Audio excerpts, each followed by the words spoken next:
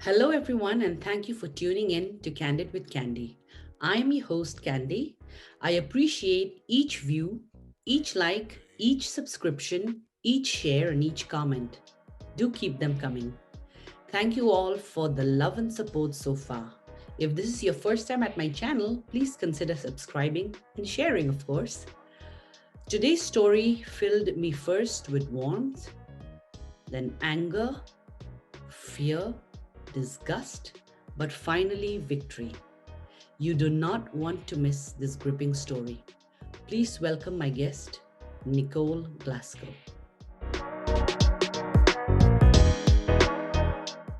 Hello, Nicole, and thank you so much for coming to my show. Welcome, welcome, welcome. Thank you. It's It's been so a lovely pleasure. to see you.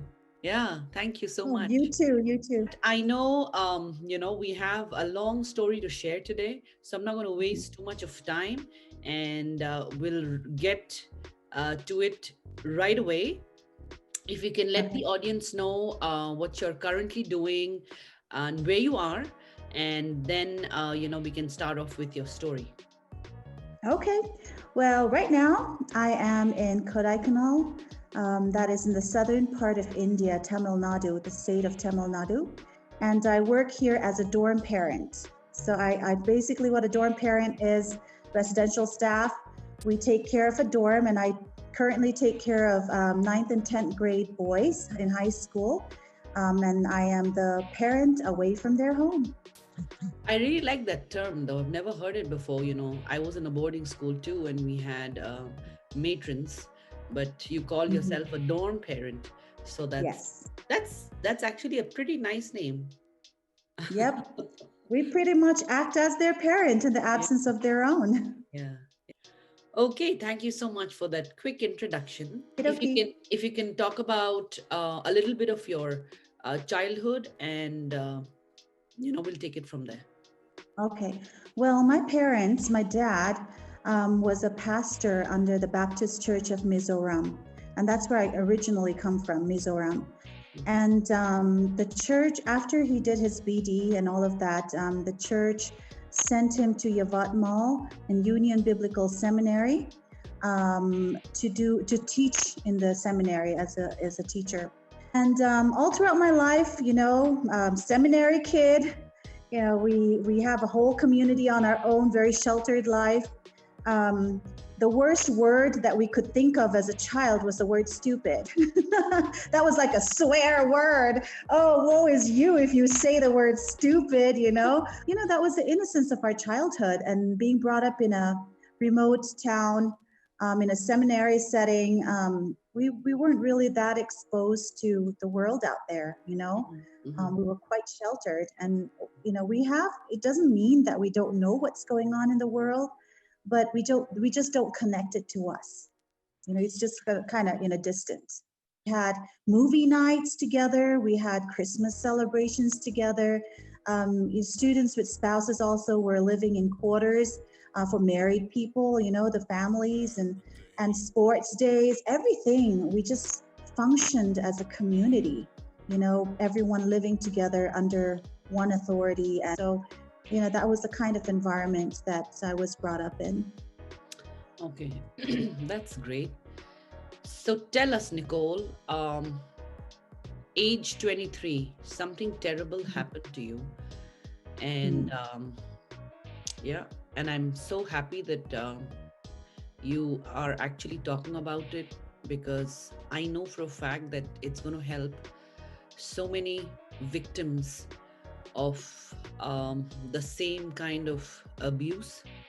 And, so thank you for that. It takes a lot of courage. Well, yeah, I should say it is very difficult to reveal that part of my life so verbally as I'm going to today, because in the past it's been a story that some people might know through a family member or someone who knew the story partially perhaps. Hmm. And my mom wrote a book too, and I think she mentioned this incident as well, but I didn't say it. I have not verbalized except today, and it's definitely a different feel about it. And I was a little reluctant even just one day, 2 days ago, even this morning. And I was like, how am I going to relate this? I thought I was ready, but it feels raw again all of a sudden. Like, it seems so raw and so real. And people are actually going to listen to this. And, what are they going to think about me? Are they going to judge me? So those things did cross my mind. But as you said, I thought, what about those people who do go through the same thing that I did and don't know how to handle it, or they feel like they're alone? And so for the better good, I'm sharing this story, and I do hope that at least one person or more could benefit from it. So what happened to me when I was 23, for a family reason, I was returning to Pune, Maharashtra, where I had done my BA, and I had completed it. I graduated and I'd gone back to Calcutta. Well, not Calcutta exactly, Serampore. That's West Bengal, where my parents were teaching. My dad was teaching in the theological seminary there. So they sent me back, and we had to go through Bombay. In those days, it was called Bombay, Mumbai. And making a long story short, the unfortunate thing happened there, where I was abducted, pretty much, kidnapped. I would call it kidnapped because it was against my will. And how it happened, this person was a friend of one of my best friends when I was in 11th grade. So it's usually, like statistics say, they're usually people you know. And in those days, there weren't any direct trains going to Pune. So we had to stop at Bombay and then go through there to Pune, taking another train. My parents were quite worried about me. So they said, hey, why don't we call that person, And we did. And he met me at the train station. Pardon me? The trusted person. Let's call the trusted Yes, it's person. usually a trusted person, which is why we unknowingly trust and get ourselves in those situations without realizing it, because these people are normally those we already know. And I went to his home, making a long story short, I'm kind of fast forwarding here. That evening, he told me that there is a birthday party, and since my train only leaves the next day, why don't I join them? I thought, oh, why not? There's no harm, So I joined him. And fast forwarding again, I have never really drank alcohol in my life, and he handed me a small paper cup. I mean, it was a small cup. It was a little bit bigger than this, but it was pretty small. And I saw that they put only one darn cap full of vodka or something like that, a cap. I mean, even a person who's never drank before would never get high on that, or tipsy or whatever. And I do remember, I recall drinking a limca, and that's pretty much it. And I did spill that cup as well. So I don't know what happened to me, but I got really sick, meaning I could not keep my eyes open. And I feel like it resembles that dating drug they call it the dating drug. I forgot what the name is. And I feel like I was drugged, and there were indications throughout the whole ordeal that he did that deliberately. So making a long story short, yes, I was raped, and he kept me there, and he pretended he didn't because he thought I wouldn't remember it. But I did. And so I was stubborn, and I said, I know what you did. My mind was awake. My body just could not move. I'm going to report you to the police. And I was very angry. I could not believe what had just happened to me. It felt I was engaged to be married to another man, and this guy just violated me so completely. And I felt so out of control and helpless. And not only did he do that, when I tried to move, he did beat me. And he didn't beat me a whole lot, but because I couldn't hold my body up, I would fall against the wall. I didn't feel the pain because I was still drugged.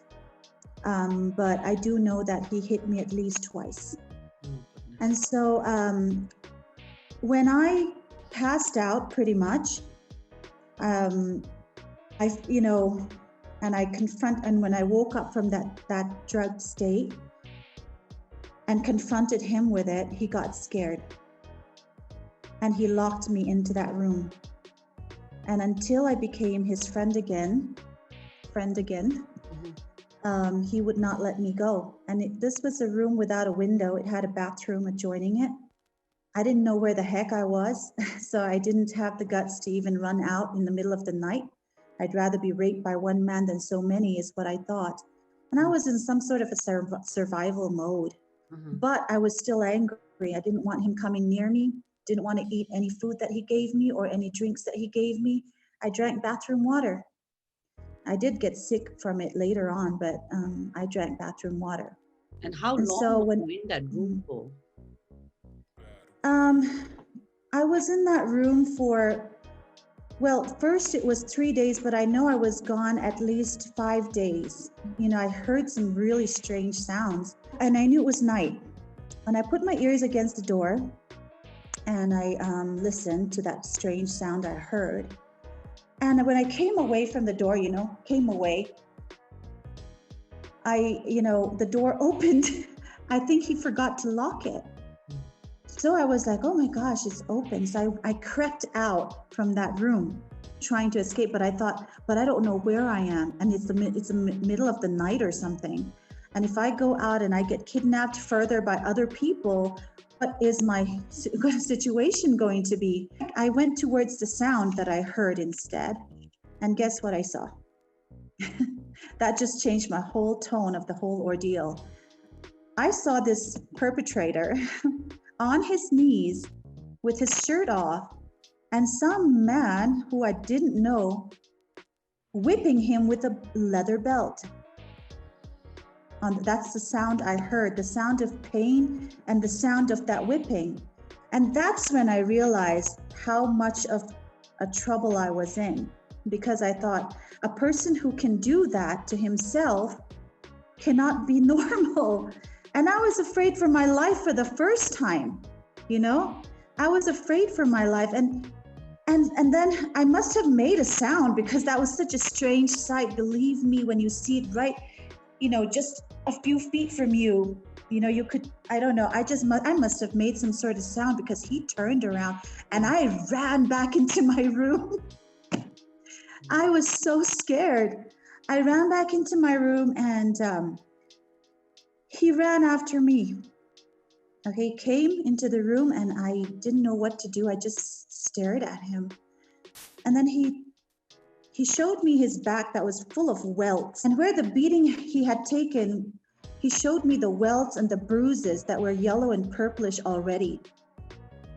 And he said, Nicole, I'm so sorry about what I did to you, that I paid someone that I got from the streets and had them whip me. I thought this was He so was bizarre. psychotic, right? Yeah. It was a I psychotic. thought it was so bizarre that my spirit was afraid, I was so afraid.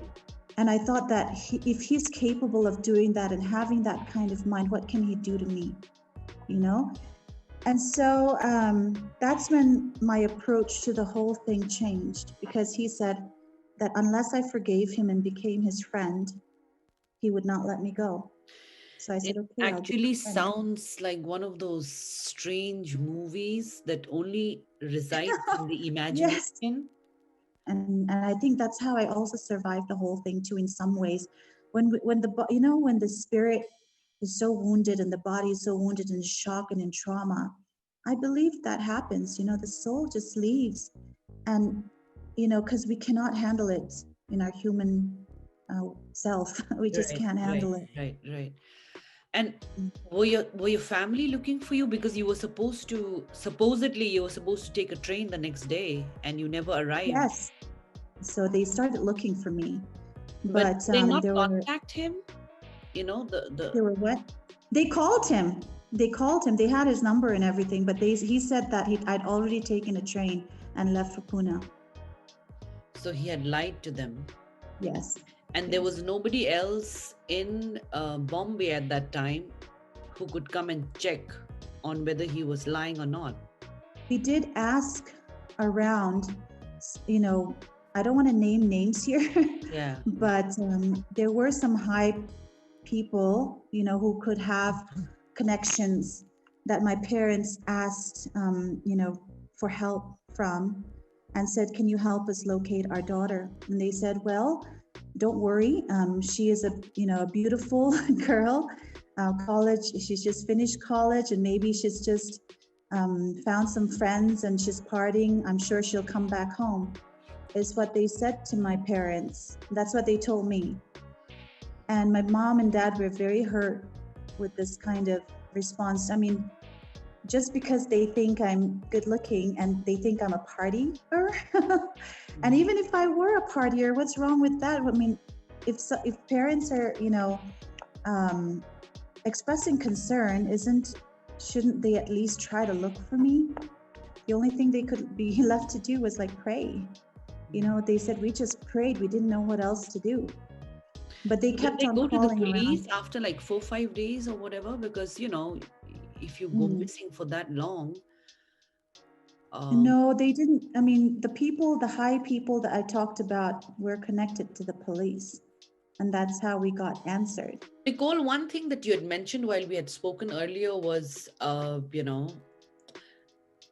people saying things like she asked for it just because of the way, some girls look, right? They could be prettier, they could be, well dressed or well kept or whatever. Or maybe a little bit of makeup.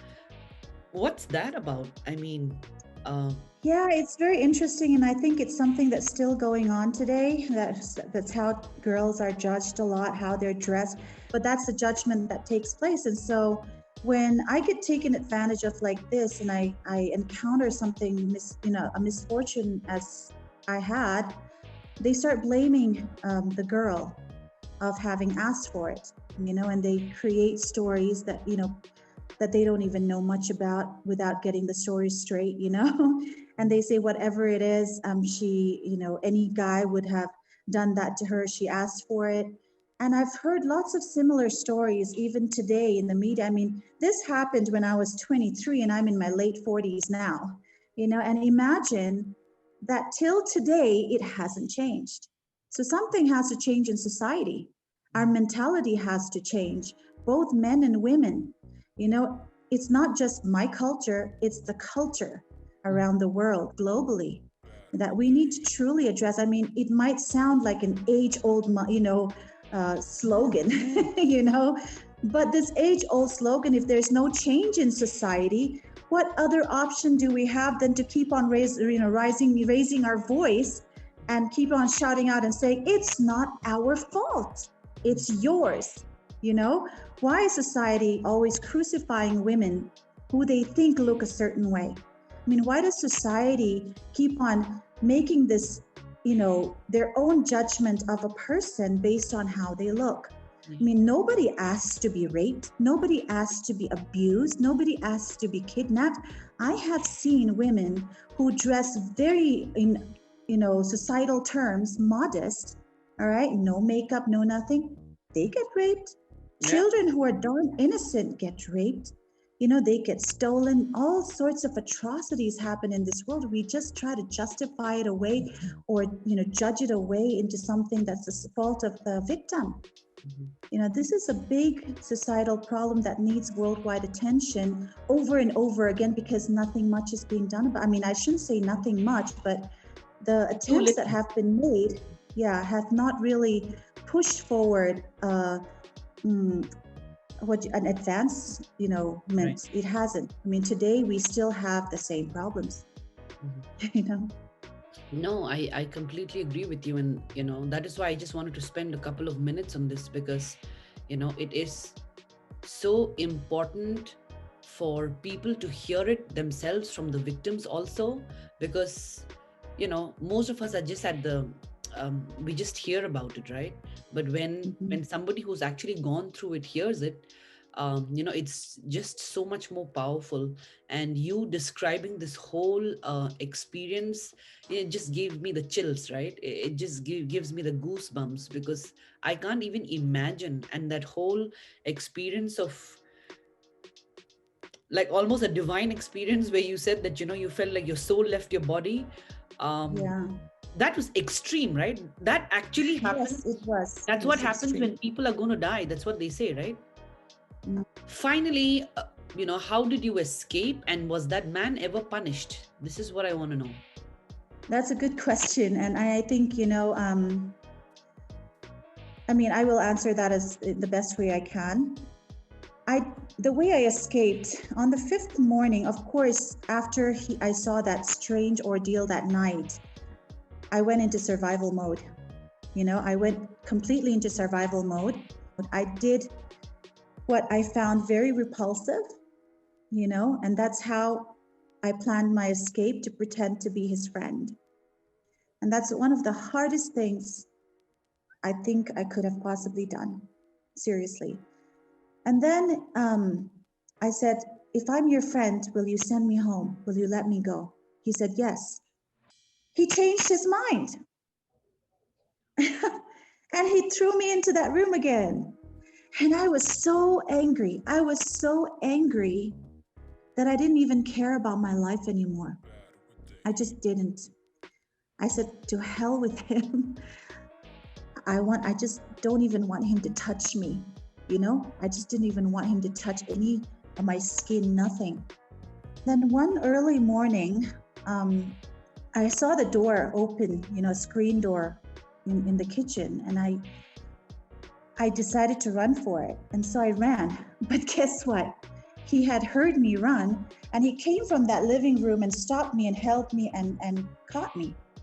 And we struggled there in the kitchen again. We fought again. And I said, I don't care what you do to me. I'm going to leave, and you already broke your promise. You better let me go. And I struggled and fought as much as I could. I wasn't going to make this easy for him anymore. And so he suddenly said, Nicole, I'm going to let you go. And I was so stunned in hearing that I suddenly stopped everything I did. I was so afraid I heard wrong. So crazily, it was as easy as that. He let me go. He took me to the train station, put me on first class, one of those seaters, first class, because it's a 4-hour train trip. I reached Pune like that, and my family met me. And so that's how I escaped. But the following, then my parents called me back to go to Serampore, West Bengal, where they lived. And I also couldn't stay anymore. I was too traumatized. And I went back to stay with my parents. And for the next 6 months, I went into deep, deep, deep depression, and I was very suicidal. I felt like it was my fault. I felt very guilty, though I didn't do anything wrong. And I felt so dirty, like the dirt couldn't get off of my skin. Sorry. I felt so dirty. And so I couldn't sleep all throughout that time. My mom didn't sleep with me. She didn't sleep when I had nightmares at night. She used to just stay up with me. I had all my white hair that I have right now started then. Within 6 months, let me just get a tissue. Within 6 months, my hair turned white over here. Until today, I've had to dye it. But during that time, the mind just plays tricks on you. All I could think about was dying.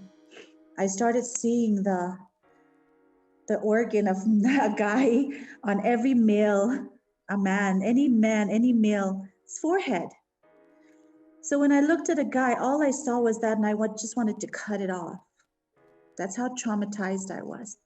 And I couldn't share it with people because I felt embarrassed at the same time. I didn't even share it with my parents. And they loved me and they wanted me to heal so badly. And when I sat by the Hooghly River, watching the river, I saw my body. I mean, when I say I saw my body, hallucination is so powerful, I tell you. It felt like it was real. Just like you see this Kleenex box right in front of me. That's how I saw my body floating down that Hooghly River. And I'd get my dead body, and I'd get so aghast that I would run out of that place and I'd go back home. When I go to the terrace to have some time of prayer, I look down the terrace and I see that I've thrown myself off the terrace and I'm dead. And I was consumed by this. And I was going crazy. I felt so insane, you know. Then one day, how God uses, I felt like if I killed myself, this is how the evil one really preys at your brain when you're the weakest. Mm-hmm. I felt that God was an all understanding, merciful God, that even if I killed myself and I decided to end my life, I felt that He would understand. That's how it was to that point. I just felt it so strongly. And then I was just ready to go. And one time I was again up in the terrace praying. And I looked down the terrace and again I saw my body sprawled on the ground, dead. And this time though, I saw that someone had discovered my body and they were running towards me, you know, on the ground. And they called my parents and they saw my body and they were so brokenhearted. And, you know, they were blaming themselves. My parents were blaming themselves for my death. And when I saw that, God used that vision to get myself out of the stupor of suicide, because I felt like He understood, so I don't, you know, I don't consider it a sin. But when I saw my parents blaming themselves the rest of their lives because of what I did to myself, I couldn't do it. I couldn't put that one on them. And after that, I don't remember having those hallucinations again, you know? So that was for about 6 months, right? Every single day. Yeah. Wow. Yes. Did they catch the man, Nicole? No, I'll tell you what happened there. We did go to the doctor who said she would testify, you know, against him about the abuse and the rape. My perpetrator, let's just call him that. Yeah, because was he is. Was wealthy. He had money and he had connections, and we were living outside of our own state and domain, you know? And number one, I felt like it would be blown out of proportion and the fault will be on me and I would just end up having a bad name. Number two, I felt that these people were dangerous, that they would end up searching for us. And the way they treated me, those who kind of knew about it, and the way they judged me, I didn't feel free to report it. And so we decided as a family just to, I don't know whether we did the right thing or not, but I think lots of people have done this. Nowadays, I'm happy to see that people are coming out and being more bold to report stuff like this. And there's more open-mindedness nowadays than it was then. You know, I couldn't take it, pretty much. So it was let go. But I will never forget that person's face. Yeah. There is a living God, and whatever we can't control, He does. Yeah. So I'm pretty sure that wherever that wicked man is, he's not just gonna get away. There's no way. You know, what hurt me more than this perpetrator did was when my own fellow Christians and, you know, people I knew, you know, personally, or knew my family personally, would judge me for it. We worshiped the same God. We worked for the same goal, you know, of doing missions for Christ, for God. And yet, they were the ones who crucified me most on the cross that they, you know, that was not mine to bear. And they put, you know, they pierced the nails in deeper than the perpetrator ever could, because I expected understanding and love and acceptance from my own God people than I would from someone who didn't know Him. Rape, abuse, whatever situation the girl is in, it is wrong. Whether she was Very drunk, much. not drunk, Mm, whether she was wearing makeup, no makeup, whether she asked for it, didn't ask for it, whatever, right? If it mm. is not consensual, it's rape, it's abuse, and Yes. it's wrong. I am so sorry for that, and you know, on behalf of all those people that you trusted and loved and expected from, I'm so disappointed, and I feel so horrible. Oof. My ears have gone red Yeah. with anger. And you know what I pretty much want to tell those victims who have gone through what I have or something similar, even just molestation, even if it wasn't rape, can do extreme damage on anyone. I want to say that, it was not your fault. I mean, rape victims have a tendency to think that whatever happened was our fault, even though it wasn't. The second thing is you don't need to feel guilty. I felt so guilty for something that I didn't do anything wrong on. Maybe it was society, maybe it was whatever, but whatever it is, do not feel guilty. You didn't do anything wrong, and you are still pure, you are still clean.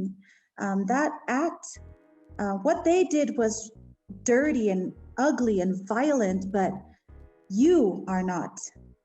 That's what I want to say. And how I pretty much got, went on forward from there. It wasn't the end. I had to really make an effort to move forward. And I felt like God was telling me in His Word, He said, I will go before you and lead you. I will make my face shine upon you and I'll bring you peace. And this was a future promise that I felt He had in my life. And I claimed it and I rested on it like, my sword is deep into that rock. And then I went on living and just normally and trying to realize my dreams. And at that point was when I began to study my Bachelor of Divinity. My theological education began right after that incident. And as I kept on going on as normally as I could, it was tremendously difficult in the beginning. I just literally had to force myself. But as I kept on doing it day by day, month by month, year by year, it got easier. And I feel like sometimes, some things we experience in life just doesn't heal in an instant. We wish it could, but it doesn't. And just because you haven't healed in an instant doesn't mean you won't. I Right. mean, right now I can freely share the story, though I still do it with a little bit of fear in my heart because I'm still, in spite of everything I have experienced in my life, I still fear what people would say about me and what they would think about me. It's somewhere inside of me, even though a part of me has gotten over it, something still fears that, but I'll do this in the name of Jesus. So, so that Amen. someone may Yeah. be helped by this story. That's because we are still human, right? As long as we are mortals, those fears will remain. And this is what I've always said: feel the fear, but do it anyway. And Yeah. that is what victory Mm. is about, you know? Yes. So this is your Yes. victory. It Uh, is. and, I know you're much elder to me, but I'm so proud of you right now. And it's so difficult. Had I been in your situation, I don't know if I would have been able to do this. And a lot of people still can't, right? But you're giving them voice, you're giving them courage, you're letting them know that, there's nothing wrong with you. It's the situation that was wrong, it was the man that was Yeah. wrong, and you are absolutely fine, and you have the right to live and to live fully. I think that message has come out really well today, and I thank you so much. um, I know there's more to speak about, a lot more to talk about, but we're going to save that for episode 2. Okay. With that, Nicole, thank you so much for this 1 hour of intense talk. It would be wrong to say enjoyed it, right? Yeah. It uh, was meaningful. yeah, it was meaningful, it was inspiring, and it was definitely worth the time. Thank you so much. Thank you so much. Yes. Remember, no matter what difficulty or hardship you are facing, keep the faith and claim victory. As long as you're still breathing, decide to rise above the ashes. Yes, you can do it. Thank you so much for watching, and do not miss part 2 of Nicole's story, same time, same channel next week. Till then, take care, be safe, and God bless.